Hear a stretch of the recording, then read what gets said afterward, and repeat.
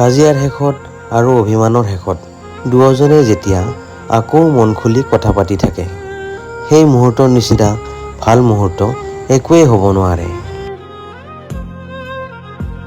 সম্পৰ্ক শেষ হৈ যোৱাৰ পাছত যদি আপুনি তাক সন্মান কৰিব নোৱাৰে, তেনেহ'লে আপুনি তাক ভাল পোৱা নাছিল।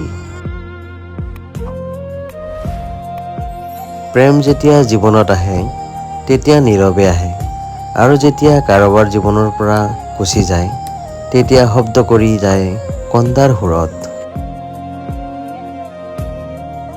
মানুহে যেতিয়া কাৰোবাক ভাল পায় তেতিয়া তাৰ সকলোখিনি দিয়েই ভাল পায়, কিন্তু সি এটা কথা কেতিয়াও নাভাবে, মানুহটোৱে যদি তাক এৰি গুচি যায় তাৰ কি হ'ব। বেছিভাগ ভালপোৱাৰ শেষ হয় অৱহেলা আৰু মিছা অভিযোগৰ বাবে। পৃথিৱীত সকলোকে ভাল পোৱা নাযায়, কিন্তু যাক ভাল পোৱা যায় তাৰ অৱহেলা সহ্য কৰিব পৰা নাযায়।